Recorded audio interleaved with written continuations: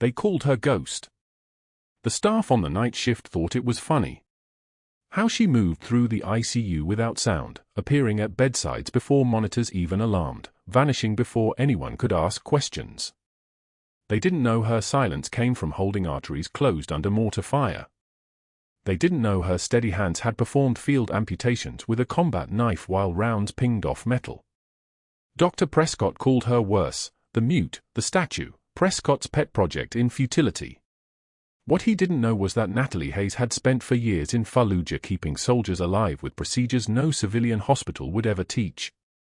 What he had no idea existed behind those grey eyes was a call sign that still made senior Navy officers stand at attention. The fluorescent lights hum over Seattle General's ICU floor, a sound like electricity trapped in glass. Antiseptic smell mixing with the metallic tang of monitoring equipment, with something underneath, the particular staleness of recirculated air that never quite leaves a hospital. Natalie Hayes moves between beds with economy of motion, each step deliberate, her scarred knuckles careful on 4 lines. She wears scrubs that hide the shrapnel scars on her shoulders, pale white lines that map old coordinates. Around her neck, tucked inside her collar, hangs a single dog tag on a broken chain. She touches it once when no one watches. Just her fingers, just a second, like checking a pulse that only she can feel. Her posture when standing is too straight, weight distributed like someone trained to move fast. Balanced. Coiled. When a code alarm sounds 3 rooms down, she's already walking before it finishes the first beep. Not running. Never running. Walking with the kind of controlled precision that only comes from muscle memory in combat zones. The fluorescent lights cast her face in harsh white, and there's something in the set of her jaw that doesn't match the meekness of her voice when she speaks to the attending physicians. Something like restraint. Like a 9mm pistol in a holster, safety on, but loaded. The night shift at Seattle General's ICU runs from 2100 to 0600. Natalie has worked this shift for 2 years. No requests for transfers. No complaints filed. No colleagues who can recall her raising her voice.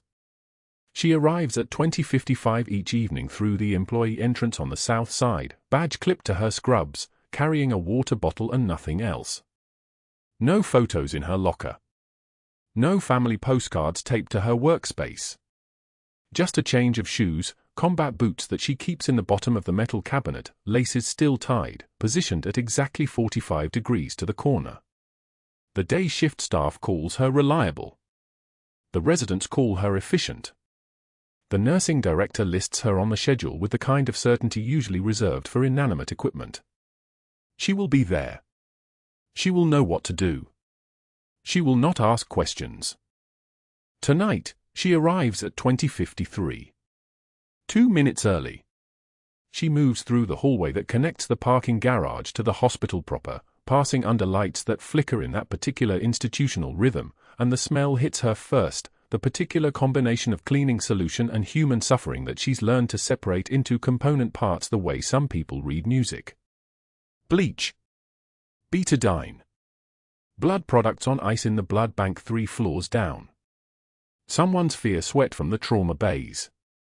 Synthetic fabric from 847 occupied beds, all of them releasing their own particular markers into the recycled air. Her nostrils catalogue it all without her conscious attention. Old information. Fallujah General Hospital, 2006. Blood on the tile. Diesel fuel from the generators. Dust from the courtyard blown in through the one window that faced the street. The smell that meant 3 hours until the next supply convoy. The smell that meant she had 4 tourniquets left and 12 incoming casualties. She pushes the memory down the same way she pushes the dog tag down beneath her collar. The ICU is quiet at 2100. Not silent, silence is a sound the hospital stopped making around 1987, but quiet in the particular way that only happens when the night shift takes over from the day crew. The attending physician, Dr. Marcus Chen, is finishing his notes on bed 412. The day shift nurse, Patricia, is giving report, her voice dropping slightly as she moves through the patient list with the kind of professional efficiency that Natalie recognizes instantly. This is someone who knows how to work. This is someone who does not waste breath. Patricia pauses when she sees Natalie arrive, and something in her face shifts. Not fear. Respect, maybe. Or the particular wariness you get when you're standing next to someone who moves like they've trained for situations you can't imagine. Night shift, Patricia says, handing over the tablet with patient assignments. For admission screens, 1 post-op cardiovascular, 2 med-surg holds, 1 palliative waiting on family to make the call. Chen's in 412 if you need anything. He's solid. Natalie takes the tablet. Her hands are steady. The scars catch the light, white lines that run from her knuckles to her wrist, thin as pen marks but deep enough that they'll never quite disappear. Shrapnel scars. Blast wounds that healed badly because she didn't go to the hospital for them. She waited until the team rotated back to base. Waited until she could lie and tell the field medic it happened during dismount from a Black Hawk. A fall. Nothing serious. Nothing that required sending her home. Understood, Natalie says. Her voice is soft. Low. The kind of voice that makes people lean in to hear it. I'll check baseline vitals on the admits, get them settled, then begin routine rounds. Patricia nods. She doesn't ask questions. No one asks Natalie questions. By 21:45, Natalie is standing at the foot of bed 408, reading the chart. 53-year-old male, post-op day 3 from a femoral artery bypass graft. Vitals stable. Dressing clean and dry. She moves along the side of the bed without making noise, and not through any particular effort, just the way her body has learned to move through the world. No weight on the creaky tiles. No jingle of badge or keys. Just the soft whisper of her scrubs against her skin and the sound of her breathing, barely audible. She checks the foresight at 0.9% normal saline infusing at 125 milliliters per hour. No signs of infiltration. No redness around the insertion point. She adjusts the line slightly, and her fingers move with mechanical precision, each motion learned in a place where mistakes killed people in real time. The patient stirs. His eyes open slightly, and he sees her, actually sees her, and something in his face relaxes. There is a particular quality to Natalie's presence that patients respond to. It's not warmth. It's not the forced cheerfulness of some nurses or the clinical distance of others. It's the absolute certainty that if something goes wrong, she will know how to fix it. It's the kind of certainty that only comes from having fixed catastrophic things under fire. You're stable, she says quietly. Rest. I'll monitor from the station. He nods and closes his eyes. She makes a notation on the electronic chart and moves to the next bed. By 0200, Natalie has settled into the particular rhythm of the night shift. The unit is dim. Most patients are sleeping. The monitors create a symphony of beeps that her brain has learned to filter down to the critical sounds, the ones that mean intervention is needed. Blood pressure dropping. Oxygen saturation sliding. Arrhythmias that need attention. Her eyes move across the monitors from the nurse's station with the kind of attention a pilot gives to instrument panels. Constant. Systematic. Missing nothing. She sits with her back to the wall, a position chosen consciously though she would never articulate why. In Fallujah, you always kept your back to something solid. Walls. Vehicles. Sandbags. Never a window. Never an open space. For years of that habit doesn't disappear in 2 years of civilian life. Dr. Prescott arrives at 0247. This is unusual. The night shift attending is supposed to be Chen, but sometimes Prescott does rounds after midnight, ostensibly to check on complex cases, though everyone on the floor knows he does it to monitor the night shift staff. He appears in the ICU looking like someone who hasn't been to sleep, his tie loosened slightly, his jaw working the way it does when he's angry about something that has nothing to do with patient care. He's carrying a coffee that smells like it was made 6 hours ago. He sees Natalie at the nurse's station, charting on patient 412. She doesn't look up. Her hands keep moving, entering data with the kind of focused attention that suggests she's completely absorbed in her work. She's not absorbed. She registered his entrance the moment his shoes hit the unit floor. She knows his blood pressure is elevated from the way he's breathing. She knows his left eye is twitching slightly because of the stress fracture in the temporomandibular joint that makes him clench his teeth when he's frustrated.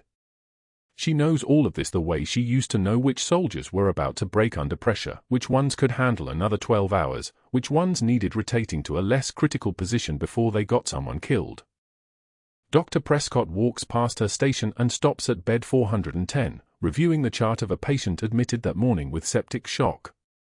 He stands there for approximately 47 seconds, then walks back. He stands close to Natalie. Too close. Close enough that she can smell the stale coffee and something underneath, the particular scent of someone who's been awake too long, cortisol and adrenaline mixed into their sweat. "We need to discuss your unconventional methods, Nurse Hayes." She finishes typing the note and saves the entry. Then she turns to look at him. Her eyes are the color of winter sky, gray-blue, with absolutely no warmth in them. No fear. No anger. Just a blank professional gaze that somehow feels more dangerous than any kind of emotional response. "Dr. Prescott," she says quietly. "How can I help?" His jaw tightens. He wanted a reaction. He wanted her to look flustered, defensive, worried about her job. What he got was someone looking at him with the kind of calm that makes air pressure change in a room. Someone who moves like she's trained for situations he can't comprehend.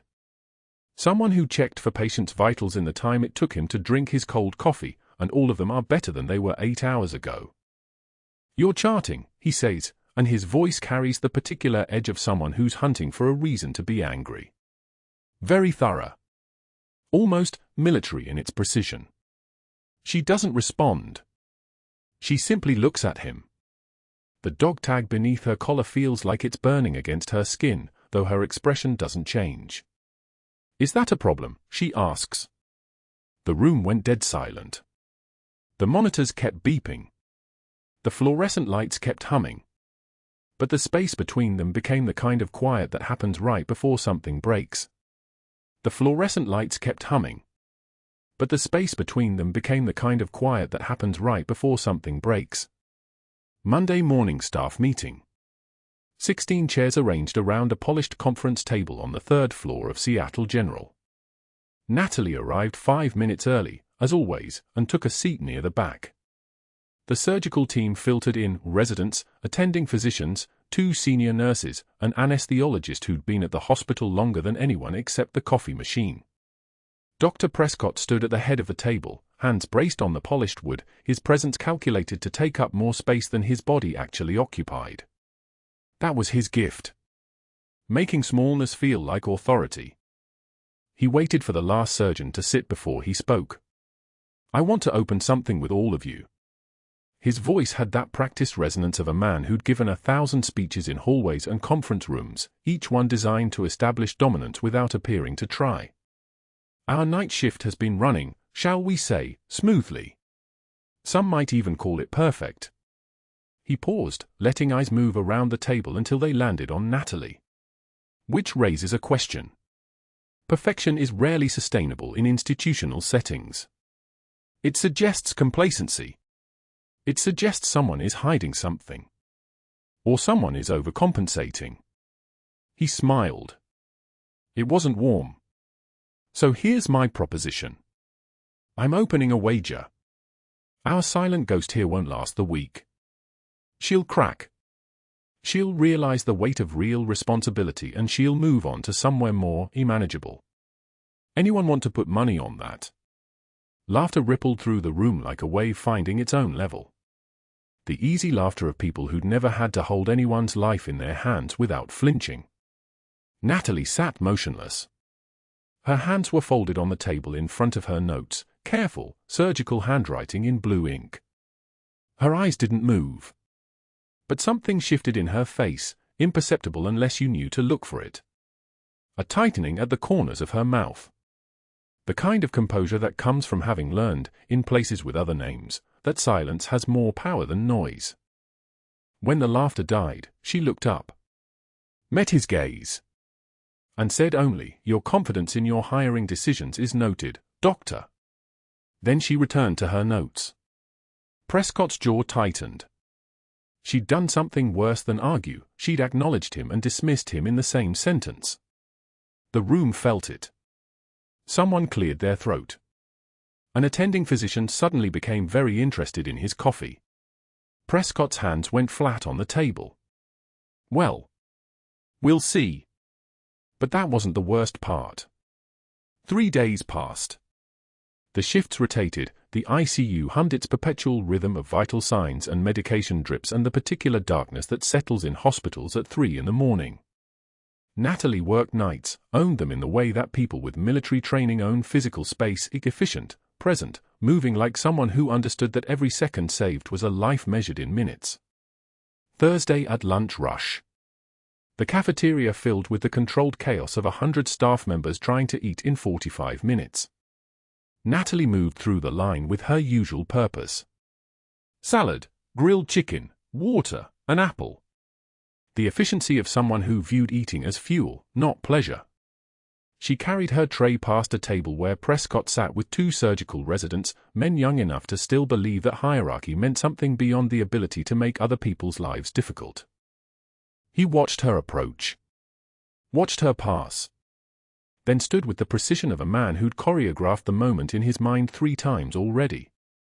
Turned as if reaching for napkins on a side table. And knocked the tray from her hands with his forearm. The impact was calculated. Not so violent that witnesses would agree on what they saw, but hard enough that the tray clattered across the tile floor. Chicken scattered. Salad spread across the ground in a green star pattern.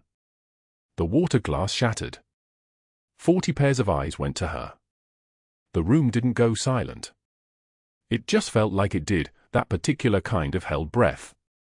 Natalie looked at the mess. Then at him. Her face remained level, expressionless, except for something in her eyes that moved like Arctic water. Not anger. Something colder. She said, "Coordination issues, doctor? I can recommend a neurologist. Hand tremor is often treatable." She stepped over the scattered food, a shoe crunching deliberately on a fragment of the glass plate.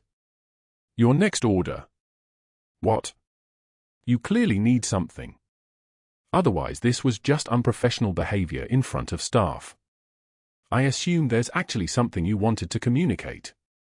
Prescott stood there, caught between the narrative he'd written and the one she'd just rewritten.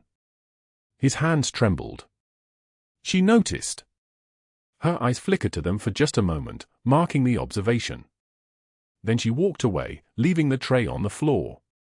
Someone else, a younger nurse, bent and began cleaning it. By evening, he'd made his move. Patient rounds the next day. ICU Bay 7, post-surgical recovery. Prescott moved through with his entourage, residents trailing like pilot fish, Natalie positioned where she'd been assigned, slightly behind him and to the left, holding the chart.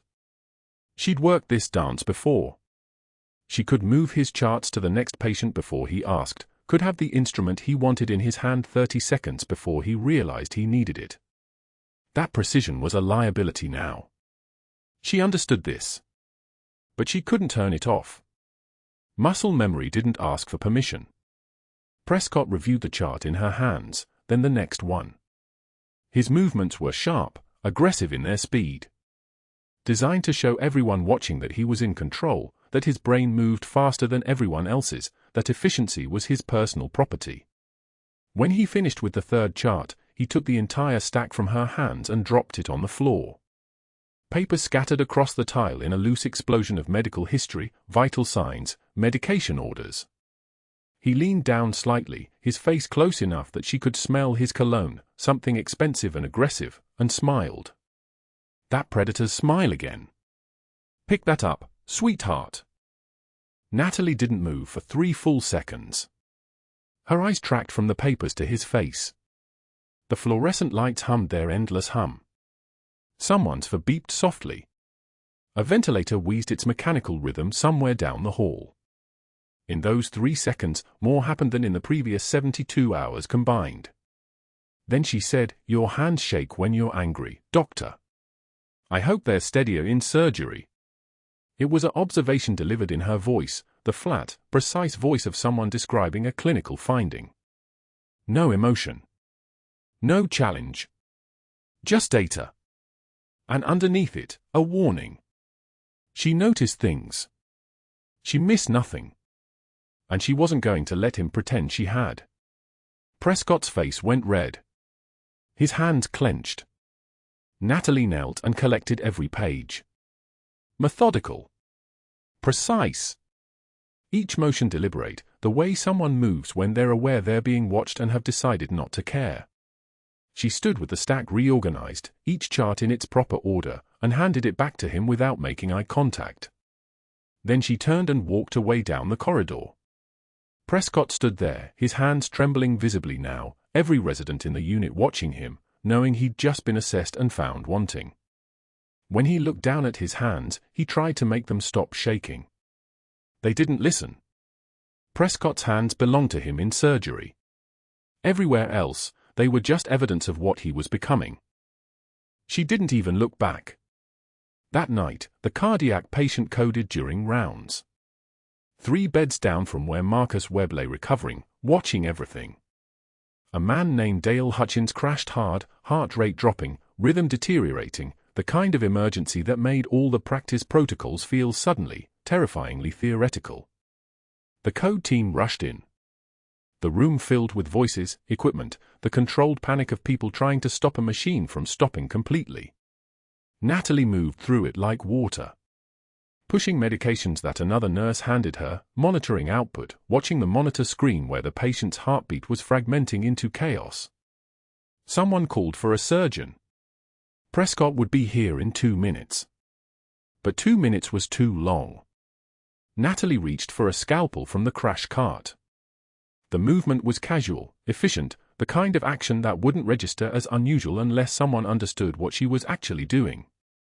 She made a precise incision across Hutchins' chest wall, opening through skin and fascia with movements that belonged in a trauma bay in Fallujah, not the 3rd floor of Seattle General in San Diego. The resident next to her inhaled sharply. "Natalie, what are you?" She was already inside the chest cavity, her hand moving with absolute precision. Direct cardiac massage. Her fingers around the heart itself, compressing it with a rhythm that matched what a machine should have been doing, but better. More intimate. More alive with intention. 16 compressions. Pause. Check. Compress again. The heart in her hand felt like a thing she'd held before, in different places with different names. "Stay on it," she said to the nearest nurse. "Push point 1 of epi." The hiss of medication entering the line. The ventilator breathing for a man who wasn't breathing anymore. Natalie's hands continuing their rhythm, her eyes locked on the monitor where the cardiac rhythm was starting to stabilize. The code team arrived. They saw what she was doing and no one spoke. You didn't interrupt someone whose hands were literally holding someone's life. You just assisted. Monitored. Prayed in whatever way your training allowed. 3 minutes later, Dale Hutchins' heart found a rhythm again. Sinus rhythm. Weak, but present. Present meant alive. Present meant she'd done something that shouldn't have been possible but was, because some things existed at the intersection of training and necessity and the kind of hands that had learned their work in places where you didn't get to call for backup. The team continued resuscitation. More medications, more pressure, the machinery of modern medicine taking over where human hands had to stop. Natalie stepped back, her hand moving for a sterile cloth to wipe the blood from her fingers, and that's when she saw him. Marcus Webb. 2 beds down. Watching her. His eyes tracking her movement with a recognition that wasn't casual. He was a thick-necked man, maybe 50, with faded military tattoos on his forearms and the kind of face that had seen what Natalie's hands had just done before. In field hospitals. Under fire. In the places where people got trained to do impossible things because the alternative was death becoming a habit. As they moved Hutchins to the OR, the code team moving efficiently around his gurney, Marcus Webb's eyes stayed on Natalie. When their eyes met for just a second, he mouthed something. She read it from his lips, Fallujah stitch. It was the name for the procedure. It was the name for something you only learned if you'd been where he'd been, done what he'd done. If you'd held a femoral bleeder closed with your own hands while rounds were coming down and a medevac was still 6 minutes out. Natalie's face remained neutral. But something inside her went very still. She said, "You're stable now. I'll be back to check your vitals in 10 minutes. Then she turned and walked to the documentation station, her hands reaching for the computer as if what just happened was routine, was normal, was anything other than the moment when her past had lifted its head in a hospital bed and whispered her real name. The documentation station's glow cast her face in pale blue as Natalie pulled up Dale Hutchins' chart. Vitals stable. Post-op day 3. Surgical site healing without signs of infection. She scrolled through the notes with the efficiency of someone who'd reviewed 1,000 patient files in the dead hours of a night shift, her fingers moving across the keyboard with mechanical precision. Behind her, she could hear the ventilator in room for 12 cycling its steady rhythm, the sound of lungs that weren't quite ready to work alone. The ICU at 2:17 a.m. was a different world than the daylight hours. Skeleton crew. Overhead lights dimmed to half brightness. The usual bustle replaced by the soft percussion of machines keeping people alive. She didn't turn around. She already knew Marcus Webb was watching her from his bed across the unit. She'd felt his eyes on her shoulders, his recognition burning like a spotlight she couldn't escape. The smart move was to keep moving, keep working, make herself invisible in the way she'd perfected over 2 years of civilian life. But her hands betrayed her, they hesitated over the keyboard for just a fraction of a second before she closed the chart. Her phone buzzed at 2:43 a.m. Text from the floor nurse in the West Wing, *Dale acting strange. Agitated. Keeps trying to get out of bed. She read it twice. Post-op delirium was common, especially in large men, especially in the hospital's night hours when confusion seemed to compound itself. But something in her chest tightened, not fear. Information. Pain was information. Confusion was information. She stood, clipped her badge to her scrubs, and moved toward room 408. The first thing she noticed was the sound.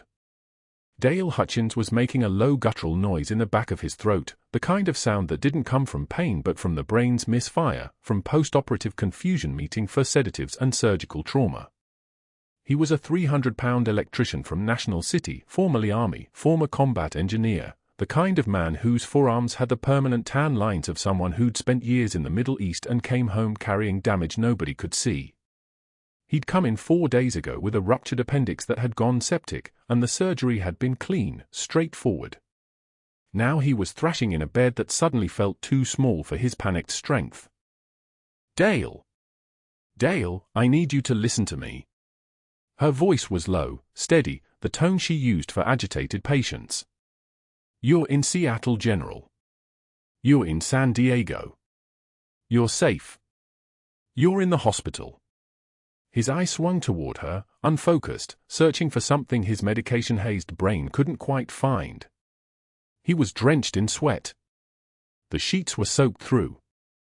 His full line was still in his left arm, but he was tugging at it with his right hand, and she could see the line starting to crimp, the fluid flow stuttering. His catheter alarm was beeping softly, he was pulling on that too, trying to dislodge the tube even as his body screamed at him that something was wrong. "Need to leave. Need to get up." His voice was thick, slurred. "Can't stay. Can't stay here." She moved closer, reaching for the bed rail. "You had surgery 3 days ago. Your body needs time to heal. I'm going to give you something to help you rest." But before she could reach for the sedative on the nearby table, Dale's hands came up with the kind of sudden violence that came from a body in full panic. His left arm caught her across the shoulders, not hard enough to hurt, but hard enough to move her back 3 feet with the force of genuine terror. His eyes weren't seeing her. They were seeing something else, somewhere else. The kind of look she recognized from Fallujah field hospitals, from men waking up in darkness and believing they were still in the blast zone. She moved toward the code button on the wall, her hand already reaching, already knowing what was coming. The monitor's rhythm had started to fragment, not yet a true dysrhythmia, but the electrical silence before the storm. His blood pressure was climbing, heart rate pushing 160, and she could see the surgical site starting to bleed where his thrashing was stressing the sutures. "I'm calling for backup," she said, pressing the button with her thumb. "Help is coming. Stay in the bed, Dale." But he was already trying to stand. His legs swung over the edge of the mattress with the blind determination of someone whose autonomic nervous system had overridden his conscious mind. His full line went taut. His catheter pulled at an angle that made her wince. The moment his feet touched the tile floor, the monitor's steady beat became a wail, not flatline, but the dangerous arrhythmia of a heart in electrical chaos. "Dale, sit back." She was moving toward him now, her hands already positioned to guide him, already assessing the space between his body and the equipment, the trajectory of his fall. "Lie back down. I'm here. You're safe." He looked at her for one moment, actually saw her, and then his body went limp. Not peaceful. Not surrendered. Collapsed. The kind of sudden systemic shutdown that happened when desperation met exhaustion met a heart that couldn't keep pace with the chemicals coursing through his bloodstream. He fell backward onto the bed with enough force to knock the wind out of him, and the monitor's wail became a flat, unbroken tone. Asystole. No electrical activity. No heartbeat. The room became a different place in that second. The gentle ICU with its dim lights and soft hums transformed into a crisis zone. She was already moving, hand on the call button again, already shouting for the code team, but she knew the response time. 2 minutes minimum. Maybe 3. The skeleton crew at this hour meant no one was directly in the hallway. They were coming from the opposite end of the unit, from the break room, from the medication dispensary. Dale Hutchins had maybe 2 minutes before his brain started dying. She ripped open his gown. The surgical site was a line of fresh sutures running down his abdomen, already weeping blood where his thrashing had stressed the closure. She placed her hands on his chest and began compressions, 1, 2, 3, 4, the practiced rhythm of 1,000 training sessions and something older, something buried deeper. Her shoulders moved with mechanical precision. Her hands found the center of his sternum and began the brutal work of crushing his ribs in a rhythm that would shatter bone to keep brain alive. The door opened. Dr. Prescott appeared in the frame, too fast, too deliberate, like he'd been waiting for this moment. His eyes moved from Dale's unconscious face to the monitor's flat line to Natalie's hands moving in their steady compression cycle. Something flickered across his face. Recognition. Opportunity. "Step back, Nurse Hayes. We'll wait for the code team." His voice was steady, almost conversational. "Your compressions will damage his surgical site." She didn't pause. Didn't slow. The rhythm continued, precise and tireless. 1, 2, 3, 4. 1, 2, 3, 4. He's in cardiac arrest. His brain doesn't care about the surgical site. Prescott moved closer. His presence filled the room like something physical, like the air pressure had changed. "That's not your call to make. Step back." She looked at him for exactly 1 second. His hands were trembling, actually trembling, the subtle shake of a man watching his authority dissolve in real time. A nurse continuing compressions despite his direct order was the kind of insubordination he'd been trying to create a paper trail on for 6 weeks. But stopping compressions on a flatline patient would look exactly like what it was, murder by protocol. The code team was still 60 seconds away. She could hear footsteps in the hall, running, getting closer, but not close enough. Her eyes found the crash cart. The emergency surgical kit was still open from the earlier setup. The scalpel was right there, the blade catching the fluorescent light like a promise of violence. She'd used one before, thousands of times, but not in this way. Never in this way. Never in a civilian hospital where the rules were different, where her hands weren't supposed to be weapons, where a single incision would be the final proof that everything she'd spent 2 years hiding was still waiting just beneath her skin. "Don't you dare!" Prescott's voice turned sharp, clinical, the voice of a man pulling rank. "You are not authorized to perform any surgical intervention. That is an order. Security." But her hand was already moving. It wasn't a conscious decision. It was muscle memory. It was Fallujah at 3 in the morning, bleeding out a Marine whose abdomen had been opened by shrapnel and whose heart was seizing up while the rotor wash from the medevac shook the field hospital tent.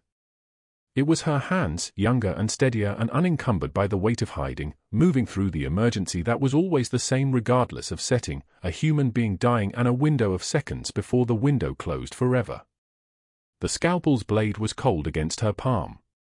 She pulled open what remained of Dale's gown and made a single precise vertical incision through the thin skin above his sternum, and the bleeding came immediately, arterial, bright, the visual proof that she'd just crossed a line that no civilian nurse was supposed to cross. Her hands were practiced at moving through shock and surprise, through the moment of witnessing something that violated every hospital protocol and every documented standard of care. She used her fingers to separate the tissue, working quickly, feeling her way through the anatomical landmarks that hadn't changed since Fallujah. The sternum.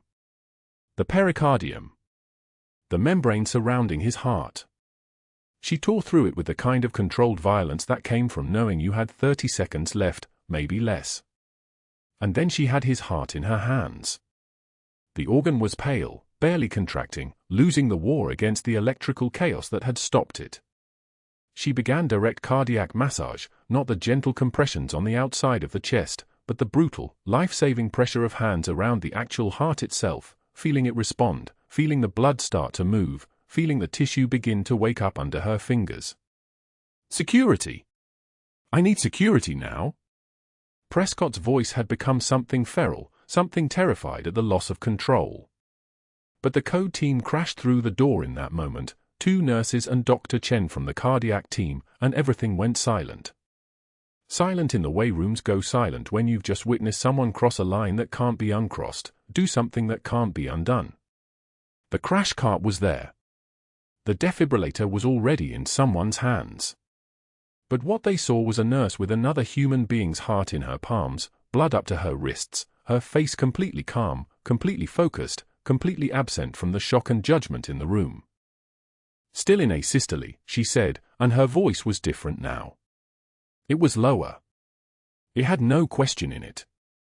It was not a request. It was not a nurse asking permission. "He needs 2 rounds of epi and then we defibrillate." Chen stared at her for one moment, then nodded. His hands moved to start the drugs. The defibrillator charged with its high-pitched whine. The rhythm changed on the monitor, just barely at first, a flicker of electrical activity, the heart beginning to remember what it was supposed to do. "Sinus rhythm," someone said. Natalie continued the direct massage for 3 more compressions, feeling the pulse return, feeling the muscle strengthen under her hands. Then she released it, stepped back, and let the other nurses take over the crisis. The room was moving in fast forward now, preparing for surgery, calling the OR, prepping transport. Dr. Prescott had left. She could sense the absence of his presence the way you could sense the absence of a predator from a room. The opportunity he'd been waiting for had arrived, but it hadn't gone the way he'd planned. She stood still, her hands dripping blood onto the tile floor, and that's when she saw him. Marcus Webb was standing in his doorway, shouldn't have been standing, shouldn't have had the strength, but was. His eyes were locked on hers across the width of the ICU. And then he mouthed something, the words barely visible, the recognition absolute, asterisk that's a Fallujah stitch dot asterisk. The monitor screamed at 0247. Dale Hutchins, 300 pounds of post-operative confusion and rising infection, ripped the central line from his neck with both hands. Blood sprayed across clean white sheets. His body convulsed, eyes rolling back, the sedation wearing off faster than it should have, his fever at 104.7 degrees cooking his brain into delirium. The ICU at Seattle General was skeleton crew on a Tuesday night. 2 nurses. One respiratory therapist 3 floors up.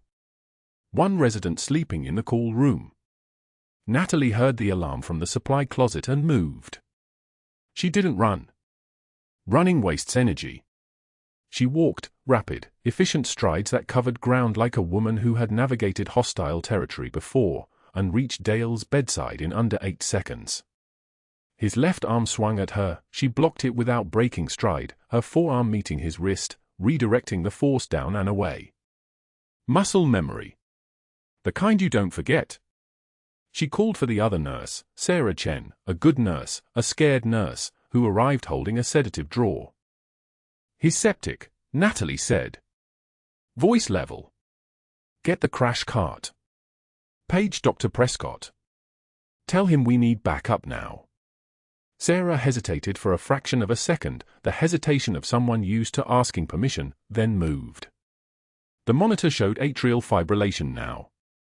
Dale's heart wasn't beating properly anymore. It was fluttering like a bird in a cage, ineffective, moving blood nowhere. Natalie got 2 fingers on his carotid. Nothing. No pulse. His pressure was gone. He's coding. The words hung in the fluorescent hum of the ICU like a siren in reverse, not calling help toward you, but acknowledging help wouldn't arrive in time. Response time from the code team was 3 minutes minimum. From the parking garage to the 5th floor ICU. 3 minutes. Dale Hutchins had maybe 90 seconds before his brain started dying. Natalie's hand moved to the crash cart. The 10-blade scalpel was in her grip before conscious thought caught up with the decision. The pain was information. The muscle memory was command. She was cutting before the thought finished forming in her mind, one long incision, left anterolateral thoracotomy through the 4th intercostal space, the blade moving with the precision of someone who had done this in sandstorms and darkness and under fire. The rib spread. The chest opened. Blood pooled in the cavity, dark and warm, and she plunged her right hand inside. The human heart is smaller than people think. Fist-sized. Fragile. Desperate. She found it. Felt it. Her fingers wrapped around the ventricle and she began to compress, not the CPR compressions they taught in certification courses, but direct cardiac massage, hand to heart, squeeze and release, the rhythm of resurrection. Blood moved under her fingers. She could feel it, could sense the pressure building in the vessels, knew when she was getting perfusion to the brain, to the vital organs, to the parts that matter. The monitors stayed flat. No electrical activity. Just the manual pump of her own hand keeping the engine running. 20 seconds. 30. The door burst open and Sarah appeared with the crash cart. 35 seconds. Natalie's voice came out like a command transmission, epi. Push 1 milligram for now. Sarah did. Her hand shook slightly as she pushed the syringe. The drug went in. Natalie's compression continued. 40 seconds. 45. The code team was still 2 minutes out. She could hear nothing but the sound of her own breathing, steady and controlled, and the wet hiss of her hand moving inside a man's open chest cavity. 50 seconds. Come on, she said. Not to Dale. To herself. To the part of her that had done this before in a field hospital in Jolland district when a sniper's round had taken out the left ventricle of a 19-year-old Marine named Patterson, and she had held it together with her fingers while another medic ran the 4, and Patterson had lived, and written her a letter 3 years later that sat in a box under her bed. 60 seconds.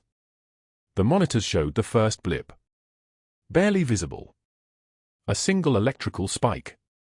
75 seconds. A second spike. Then a third. The rhythm was finding itself. The heart was remembering how to work.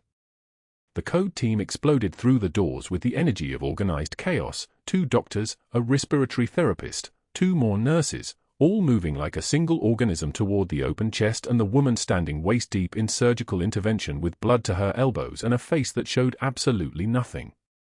The attending physician, Dr. Morrison, took one look at the open chest and the organized compressions and made no comment. He was good enough to recognize a life-saving decision when he saw one. "We have sinus rhythm," Natalie said. She was already stepping back, her hand still moving, one final squeeze, then release. "BP is rising. Oxygen saturation climbing." His perfused. The team moved in with the efficiency of people who had trained together. One of the nurses squeezed units of O-negative blood into the line. The respiratory therapist positioned himself at the head of the bed. Morrison called for the OR. They were moving Dale toward emergency thoracotomy repair within 30 seconds, the kind of surgical intervention that would close what Natalie had opened, would stitch the heart back into its cage, would either save him or lose him on the table. But he would reach the table alive. He would have a chance. Natalie stepped back to the wall and stood there, hands dripping blood, her scrubs painted dark red to the elbows, her face empty and calm as a surgical lamp. She watched them move her patient toward the elevator. She didn't move. She didn't speak. She just stood there with blood drying on her skin and the fluorescent lights humming their endless song. It was in that moment, the precise moment when the elevator doors closed and Dale Hutchins was gone and all that remained was the evidence of what she had done, that Dr. Prescott appeared in the ICU doorway. He had been asleep. He had been called. He had arrived just in time to see the very end of it, to see the open chest, to see the blood, to see the monitors that showed a restored rhythm. His face went through several expressions in rapid sequence. Shock. Disbelief. Then calculation. The calculation was the worst. It was the look of a man who had just realized that a problem he thought he could manage had just created the opportunity he needed. She could see it in the tightening of his jaw, the way his eyes narrowed, the way he was already moving his fingers, already reaching for his phone. Natalie didn't move. She stood there with blood drying on her hands and watched him turn and walk away, his phone already pressed to his ear, his voice low and urgent as he moved down the corridor. She knew. In that moment, with the monitors still beeping their recovery rhythm and the chaos of crisis response still settling like dust, Natalie understood that she had just saved a life and simultaneously created the weapon that would be used to destroy her career. The two outcomes were the same action. There was no way to split them apart. You either saved Dale Hutchins or you protected yourself. You couldn't do both. She walked to the sink and washed her hands. The water ran red at first, then pink, then clear. Her scrubs were contaminated. She would need to change. There was paperwork. There would be incident reports.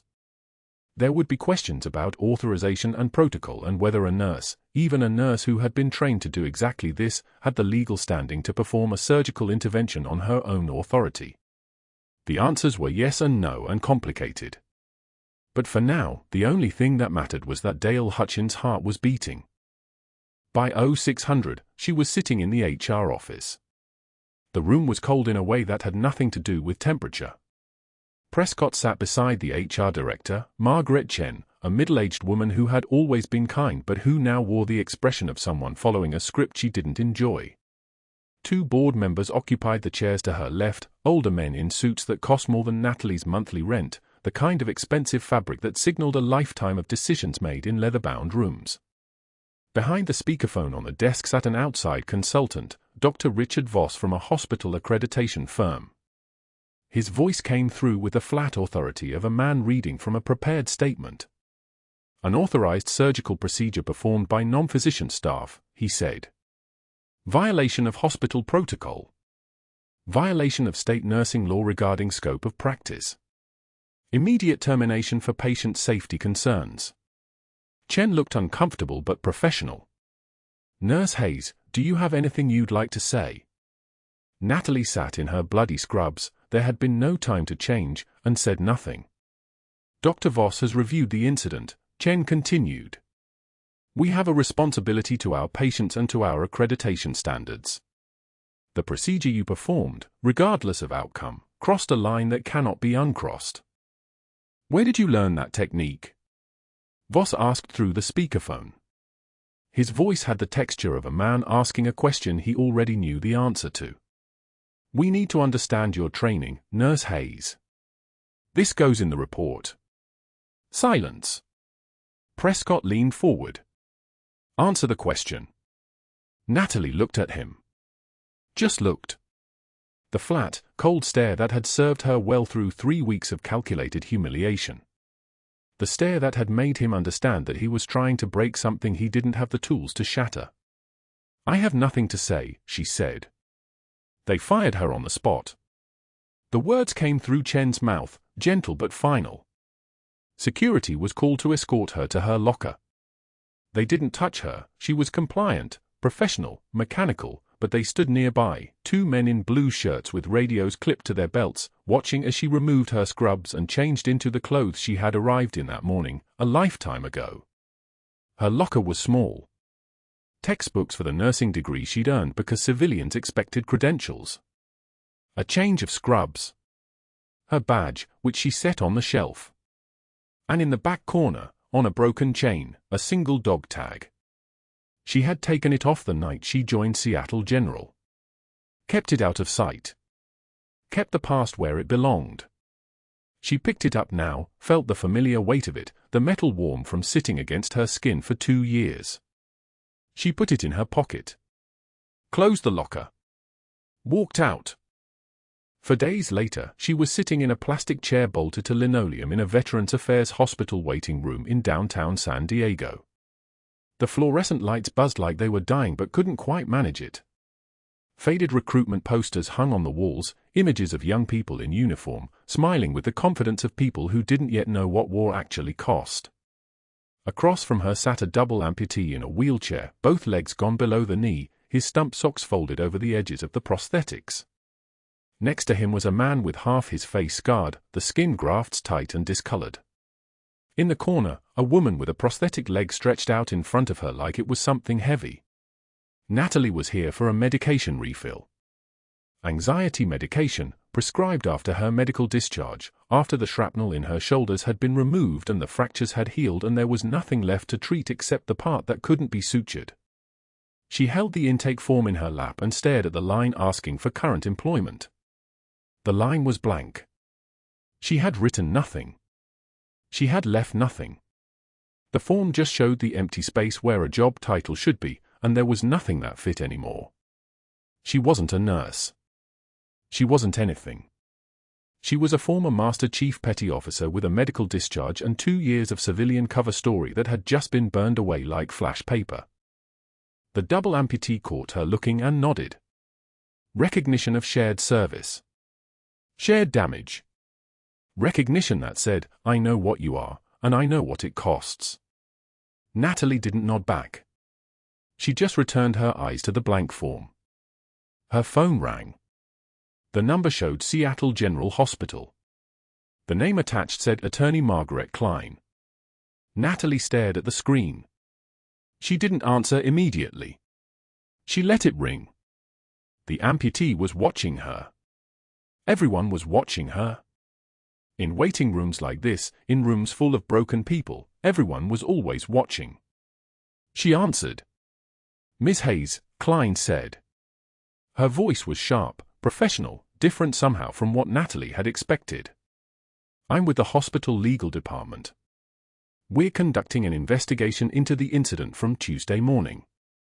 We need you to come back to Seattle General tomorrow at 1,400 hours for an interview with myself and hospital administration. Natalie said, I'm not coming back. You'll need to, Klein said. We're speaking with the patient. With witness staff. We're building a comprehensive report. You're required to participate. I'm not a nurse anymore, Natalie said. You were the nurse on that shift, Klein said. That's all the standing you need. Tomorrow. 1400, we're in administration. The line went dead. Natalie sat in the waiting room with the dog tag in her pocket and understood that the fire wasn't finished with her yet. It was just getting started. Whatever she had done by saving Dale Hutchins, whatever truth she had revealed with the competence of her own hands, was about to come out in ways she couldn't control and couldn't stop. The silence she had built was about to be shattered into 1,000 pieces, and she had no defense against it except the truth. And the truth, she knew, was the most dangerous weapon anyone could use against her. Dr. Prescott moved through those first 72 hours like a man conducting a symphony of destruction, each phone call a perfectly timed note.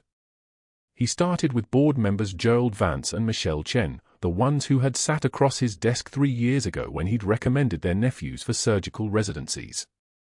A favor owed is a currency more reliable than money. I need you to understand the gravity of what happened in my ICU, he told Vance, his voice carrying the weight of institutional concern. A nurse, no medical degree, opened a patient's chest with a scalpel. Protocol exists for a reason. Patient safety. The language was surgical itself. He never said saved. He said violated. He said dangerous. He said unstable. Vance listened, made notes, promised support. Michelle Chen asked only one question: can we terminate her quietly, or does it need a paper trail? Prescott smiled. Paper trail. Make it airtight. Then came the calls to Natalie's previous employers. Prescott had done his research. 8 years ago, she'd worked at a trauma center in Jacksonville. 7 years before that, a brief stint at a military hospital in Germany. She'd left each position abruptly. No forwarding references. No explanation letters. Perfect. He contacted the Jacksonville director himself. I'm conducting a termination for cause, he said carefully, and I'm trying to understand her history. Any issues we should know about? The director hedged, HIPAA concerns, personnel confidentiality, but Prescott had learned that most people in positions of power understood the language of subtle pressure. I only ask because whatever happened here happened rapidly, and I'm concerned about pattern behavior. There it was. Pattern behavior. A term that meant everything and proved nothing, but it opened doors. The director, protecting his own institution, offered this. She left very suddenly. Never gave notice. We heard it was personal, possibly medical. Prescott wrote it down. Medical. Perfect. He was building a case that looked like careful risk management. The masterstroke came when he brought in Dr. Raymond Chen from the Hospital Accreditation Board, a consultant with no stake in the internal politics, no connection to Natalie, no reason to protect her. Chen was meticulous, thorough, the kind of man who read every document twice. Prescott walked him through the incident with a presentation that was a work of art: timeline, photos of the open chest, documentation of unauthorized procedure, and a careful summary that framed Natalie's actions as panic-driven rather than skill-driven. She appears to have acted on instinct rather than training, Prescott explained. Which is exactly what happens when non-physician staff exceed their scope of practice. Chen nodded, took notes, asked technical questions. He seemed convinced. He seemed, in that moment, like the weapon Prescott needed. What Prescott didn't know, what he couldn't have anticipated, was that Chen asked one additional question before leaving that first consultation: what was her nursing record prior to this incident? Prescott, confident in his control, answered honestly. Exemplary. Quiet. No complaints. Chen's eyes narrowed slightly. Exemplary but quiet.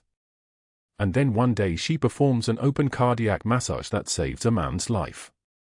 That's not panic. That's training. But Prescott didn't notice the shift. He was already moving forward, already confident in his trajectory. By Tuesday morning, Natalie received a formal termination notice. The letter was precise, 3 pages, citing unauthorized surgical procedure by non-physician staff and a violation of established protocol regarding scope of practice. It was professional. It was devastating. It was designed to ensure that no other hospital would hire her, because termination for cause meant liability, meant risk, meant we let her go because she endangered patients.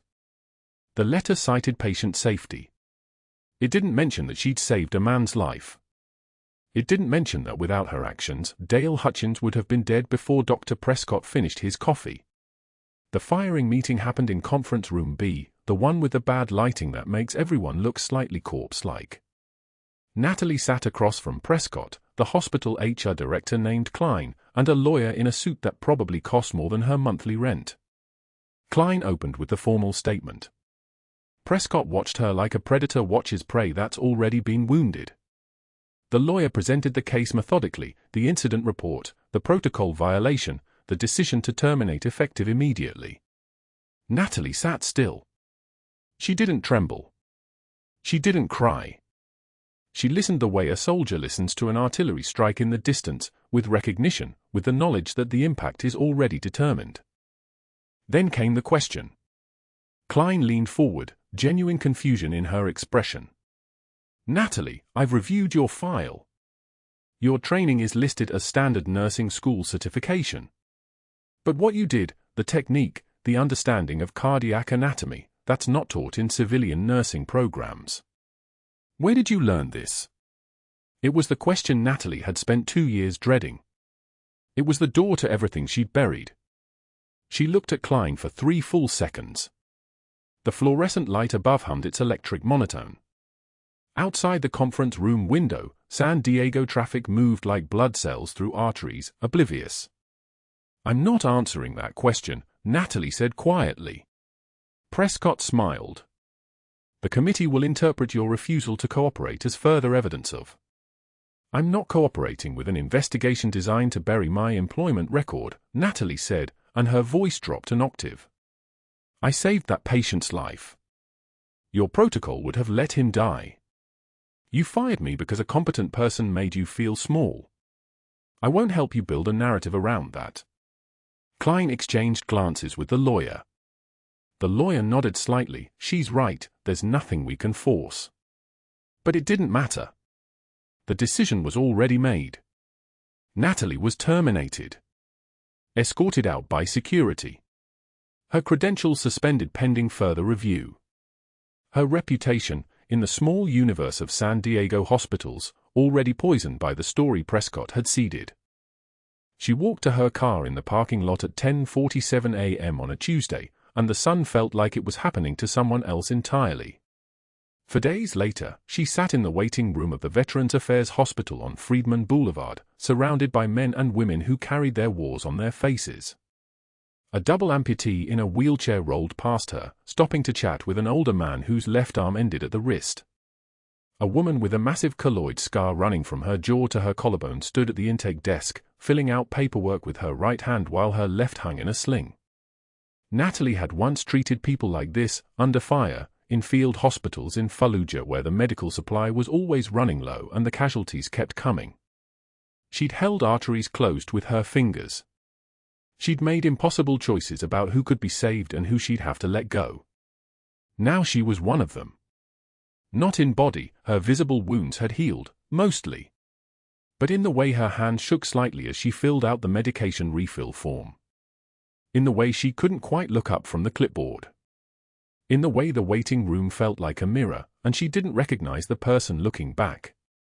The veteran next to her, a man with a prosthetic leg and the bearing of someone who'd commanded men, glanced at her. First time, he asked gently. Natalie shook her head. No. Just a long time since I needed to be here. She paused. I had a job. I had a purpose. Now I'm sitting in a VA waiting room filling out disability paperwork like I never left Fallujah. The veteran nodded, understanding in his eyes. What did you do over there? She almost answered. She almost said the words. Master Chief Petty Officer, Special Forces Medic, 3rd Battalion Combat Deployment, 17 lives saved, 2 field amputations, 1 last mission that took 40 minutes and nearly cost everything. But instead, she folded the paperwork and stood up. I'm going to reschedule, she said quietly. I'm not ready for this yet. She walked out of the VA hospital into the San Diego sunlight, and it felt like drowning in slow motion. That evening, sitting in her apartment with the blinds drawn, Natalie opened her locker, the one at the VA she'd never stopped maintaining, a small metal box that held the pieces of her life she'd been trained to conceal. Inside was her discharge paperwork, her commendations folder, and a single dog tag on a broken chain, dented and scarred by shrapnel from a blast that had killed 2 Marines standing 5 meters away. The engraving read, Hayes, N. Special Forces, a Fallujah, a Master Chief. She held it in her palm. For 2 years, she'd kept this buried under other things. Socks. A flashlight. Spare gloves. Anything to keep it hidden, to keep the past contained like a biological hazard. She'd built a new identity, quiet, competent, invisible. Just a nurse. Just someone doing her job. She'd thought silence was safety. But silence had also made her disposable. She gripped the dog tag, and something shifted in her chest. Not trembling. Not weakness. Something harder. Something that had been patient for 2 years, waiting. Something that recognized the moment when hiding became the actual threat. Prescott had tried to destroy her by exposing her actions, by framing her competence as violation. He'd failed. But in failing, he'd forced her to a choice: she could keep running from who she'd been, or she could stop running. Natalie Hayes, Master Chief Petty Officer, Special Forces medic, the woman they'd called Reaper in Fallujah because she pulled people back from death the way Reapers pull grain, had spent 2 years convincing herself that identity was over. That she could be someone else now. That the past stayed buried if you didn't speak its name. She was wrong. The dog tag felt heavier than it ever had, like all the weight she'd been carrying suddenly had a shape she could hold. Outside her apartment window, San Diego stretched dark and indifferent. Somewhere in this city, Dr. Prescott slept in a bed he'd built on other people's suffering. Somewhere, Dale Hutchins slept because she'd saved him. Somewhere, Marcus Webb carried the memory of a Fallujah stitch performed by hands that remembered how to do it. And Natalie was done hiding. She made a decision in that moment, not consciously, not in words, but in the way her hand closed around the dog tag, in the way her shoulders straightened, in the way the silence she'd built like armor began to crack. She was going to stop apologizing for knowing how to save lives. She was going to stop pretending that the worst thing she'd ever done was in the past. She was going to walk back into Seattle General, not as a nurse looking for permission, but as someone who'd already survived what Prescott had tried to do to her. The next morning would bring a phone call from the hospital attorney, but this time Natalie would be ready to answer. This time, she wouldn't stay silent. If this story hit you, if you know what it feels like to be underestimated by someone who has no idea who they're standing next to, subscribe now. Like this video and comment. What would you have done in Natalie's position? Would you have kept the secret or spoken the truth?